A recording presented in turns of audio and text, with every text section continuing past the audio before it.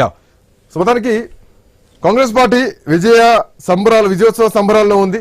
ఇప్పటికే నవీన్ యాదవ్ ఇంటి దగ్గర కోలాహలం చూస్తున్నాం. సో ఐ న్యూస్ స్క్రీన్ పైన నవీన్ యాదవ్ ఇంటి దగ్గర అనుచరులు డాన్సులు చేస్తున్నారు.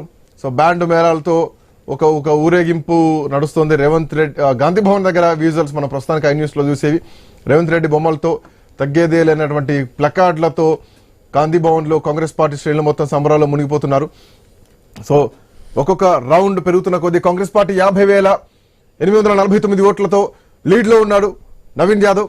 ఆ తర్వాత రెండో స్థానంలో 37,990 ఓట్లతో రెండో స్థానానికి బీఆర్ఎస్ పార్టీ పరిమితమైంది. ఇక 8,569 ఓట్లతో భారతీయ జనతా పార్టీ మూడో స్థానంలో ఉంది. అట్లీస్ట్ ఇంకా 10,000 ఓట్లను కూడా రీచ్ అవ్వలేదు. మరోవైపు నవీన్ యాదవ్ ఇంటి ముందు ఇప్పటికే అనుచరులు ఆయన వర్గీయులు చాలా మంది చేరుకుంటున్నారు. సంబురాలతో నవీన్ యాదవ్ ఇంటి దగ్గర తీసుకుంటున్నారు. లైవ్ విజువల్స్ మనం చూడొచ్చు. ఇప్పటికే భారీ బందోబస్తును కూడా పోలీసులు ఏర్పాటు చేయడం జరిగింది. సో నవీన్ యాదవ్ ఇంటి దగ్గర ఒక కోలాహలం మాత్రం మొదలైందని చెప్పాలి. 50,000 ఓట్ల పైచీలకుతో నవీన్ యాదవ్ ముందంజలో ఉన్నారు. 50,849 ఓట్లు సాధించారు. 37,990 ఓట్లతో బీఆర్ఎస్ పార్టీ రెండో స్థానంలో ఉన్నారు మాగంటి సునీత గోపీనాథ్. ఇక మూడో స్థానంలో భారతీయ జనతా పార్టీ ఉంది. రైట్. సో మొత్తానికి నవీన్ యాదవ్ ఇంటి ముందు కోలాహలం మొదలైంది. అటు గాంధీ భవన్ లో ఇప్పటికే మంత్రులంతా కూడా చేరుకుంటున్నారు. సో ఒక పండగ వాతావరణం కాంగ్రెస్ పార్టీలో మొదలైంది. పోలీసులు అక్కడ ట్రాఫిక్ ని నియంత్రిస్తున్నారు. నవీన్ యాదవ్ ఇంటి ముందు ఎట్లాంటి ట్రాఫిక్ జామ్స్ అవ్వకుండా సో అక్కడ కొంత కట్టుదిట్టమైనటువంటి భద్రతా ఏర్పాట్లు కూడా చేస్తున్నారు.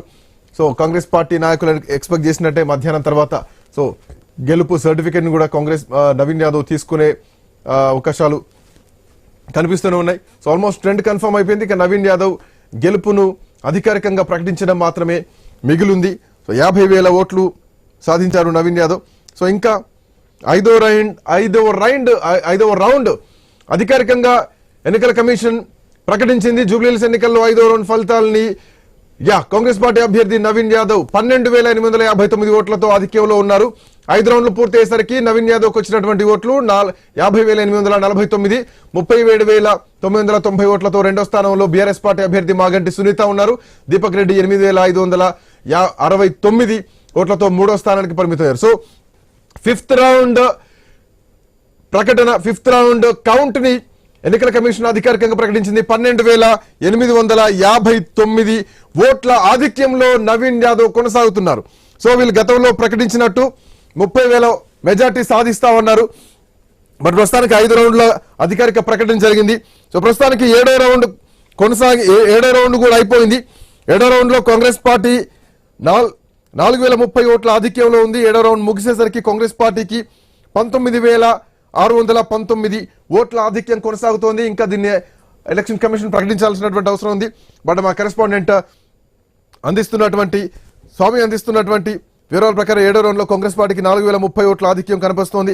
ప్రస్తుతానికి 8వ రౌండ్ కొనసాగుతోంది. సో మోస్ట్లీ ఒక 15,000-20,000 ఓట్ల మెజారిటీ వచ్చేటువంటి దిశగా రౌండ్ బై రౌండ్ చూస్తే గనక కనిపిస్తోంది. ప్రస్తుతానికి 8వ రౌండ్ కౌంటింగ్ నడుస్తోంది. 7వ రౌండ్ అయిపోయింది. 4,030 ఓట్ల ఆధిక్యం 7వ రౌండ్కి వచ్చేసరికి కనిపిస్తోంది. సో ప్రస్తుతానికి ఈసీ మాత్రం 5 రౌండ్ల అధికారిక ప్రకటన చేసింది. రైట్. సో మొత్తానికి నర్సయ్య గౌడ్ గారు నమస్తే. నర్సయ్య గౌడ్ ఎట్లా చూస్తున్నారు? సో మొత్తానికి మంత్రులు కూడా రియాక్ట్ అవుతున్నారు. ప్రజలందరికీ ధన్యవాదాలు చెప్తున్నారు. బట్ వీటి వెనకాల నైతిక విజయం బీఆర్ఎస్ పార్టీది అని చెప్తోంది.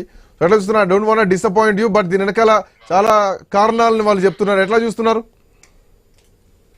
ముందుగా మీకు ప్యానెల్లో ఉన్న పెద్దలకు వ్యూవర్స్ కు నమస్కారం.